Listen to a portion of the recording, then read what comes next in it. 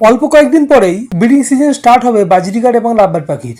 মাঝখানে শুধু বর্ষাকালটা রয়েছে, বর্ষাকাল কেটে যাবে মোটামুটিভাবে, যখন শীত আসবে হয়ে যাবে তখনই আমরা বাজরিগার এবং লাভবার্ড পাখিকে ব্রিডিংয়ে দেবো। তো এখন থেকেই আমাদের পাখির ক্যালসিয়ামের উপরে নজর দিতে হবে। কিছু এমন খাবার রয়েছে সেইগুলোকে পাখির খাদ্য তালিকায় এখন থেকে ইনক্লুড করতে হবে, যাতে পাখির শরীরের ক্যালসিয়ামের ঘাটতি এখন থেকে মিটতে থাকে।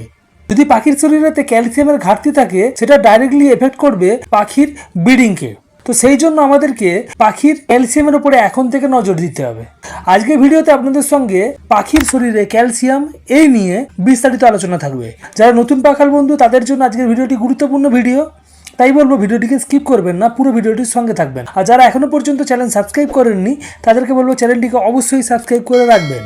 পাখির ব্রিডিংকে ডাইরেক্টলি প্রভাবিত করে ক্যালসিয়াম। যদি পাখির শরীরে ক্যালসিয়ামের অভাব থাকে তাহলে পাখি নরম খোসাযুক্ত ডিম পারবে, সেই ডিমগুলো সহজে ভেঙে যাবে, পাখির থেকে ব্রিডিং পাওয়া যাবে না।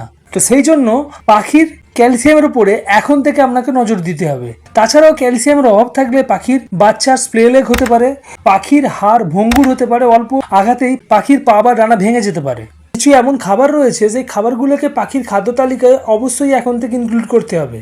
প্রথম যে খাবারটি সেটা হচ্ছে সজনে পাতা, যেটাকে বলা হয় মোরিঙ্গা লিভস। তো এই খাবারটিকে আপনারা সারা বছরই পাখিকে যদি দেন তো খুব ভালো জিনিস। যদি না দিয়ে থাকেন এখন থেকেই পাখির খাদ্য তালিকায় অ্যাড করুন, পাখিদেরকে সজনে পাতা খেতে দিন। বাজরিগার এবং লাভবার্ড পাখি কাঁচা সজনে পাতা খেয়ে থাকে। যদি আপনার পাখি কাঁচা সজনে পাতা না খায় সেটাকে কুচিয়ে আপনারা সফট ফুডের সঙ্গে দিতে পারেন, বা সজনে পাতাকে গুঁড়ো করে পাখিদেরকে আপনারা সফট ফুডের সঙ্গে মিক্স করে খাওয়াতে পারেন। সজনে পাতায় প্রচুর পরিমাণে ক্যালসিয়াম থাকে, পাখির জন্য সুপার ফুড হচ্ছে এই সজনে পাতা। তো অবশ্যই পাখিদেরকে, তো সেই জন্য পাখির শরীরে ক্যালসিয়ামের অভাব মেটানোর জন্য আপনারা সজনে পাতা অবশ্যই পাখিদেরকে এখন থেকে খাওয়াবেন। এরপরে যে খাবারটি সেটা হচ্ছে ব্রকোলি। কিছুদিন পরেই ব্রকোলি মার্কেটে অ্যাভেলেবেল হয়ে যাবে। যখন শীতকাল চলে আসবে তখন পাখিদেরকে আপনারা অবশ্যই ব্রকোলি খাওয়াবেন, ওতেও কিন্তু ক্যালসিয়াম থাকে। ঢ্যাঁড়স এখন পাওয়া যায়, অবশ্যই পাখিদেরকে ঢ্যাঁড়স দিতে পারেন, তাতেও অল্প পরিমাণে ক্যালসিয়াম থাকে। তাছাড়াও পাখিদেরকে অবশ্যই আপনারা এই সময় জীবাণুমুক্ত ডিমের খোসা খেতে দেবেন, এ থেকেও পাখিরা ক্যালসিয়াম পেয়ে যাবে।